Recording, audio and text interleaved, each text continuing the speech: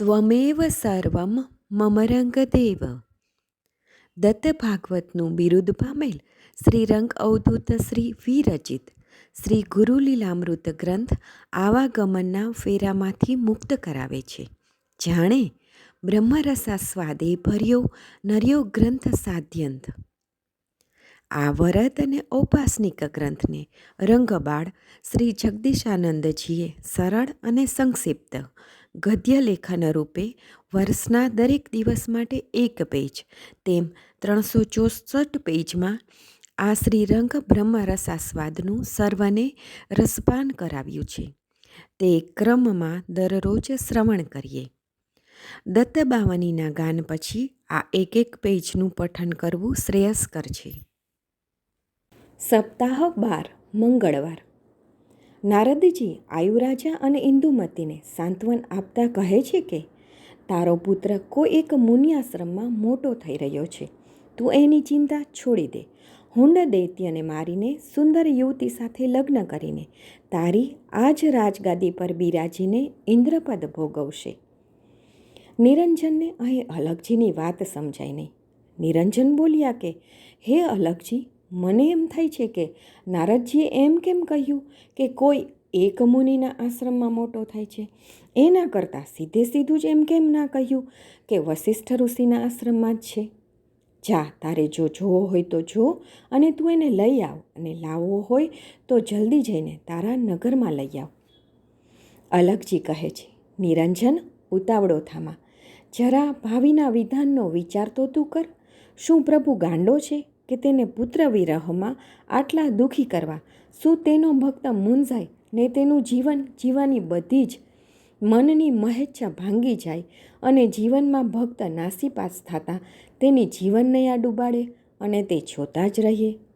શું તેને આવા અતિ કઠિન દુઃખમાં ભક્તની ગમત કરવાની મજા આવતી હશે?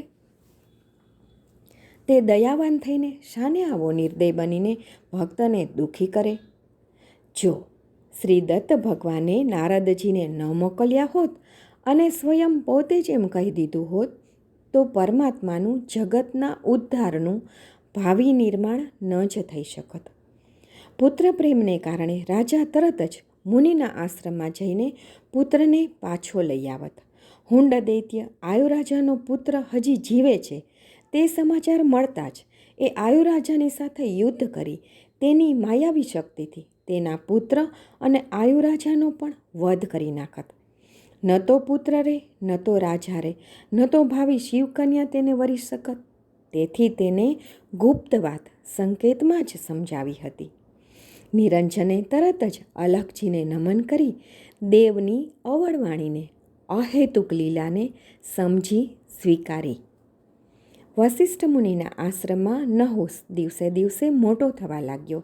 વસિષ્ઠ મુનિ અને અરુંધતી જ માતા પિતા એમ સમજવા લાગ્યો, કારણ કે તેના જન્મથી માંડીને અત્યાર સુધીની કોઈ વાતની તેને ખબર જ નથી. વસિષ્ઠ મુનિને તો ખ્યાલ છે, તેથી જ તેને ધનુર્વિદ્યા ને શસ્ત્રશાસ્ત્રમાં પ્રવીણ અને પરાક્રમી બનાવે છે. નહુસ પણ પિતાની વસિષ્ઠ ઋષિની આજ્ઞાને દેવાજ્ઞા માને છે.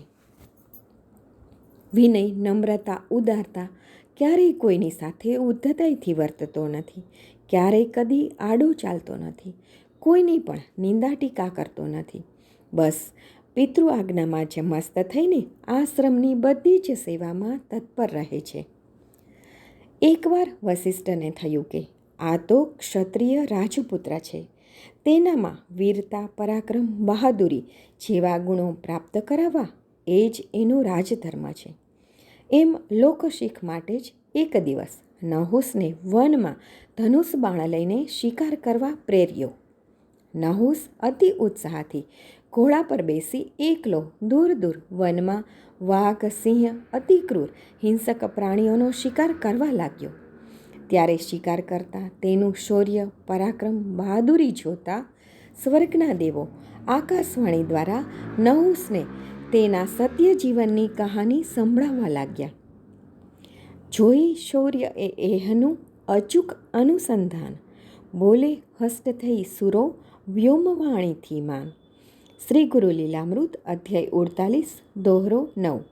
અવધૂત ચિંતન શ્રી ગુરુદેવ દત્ત.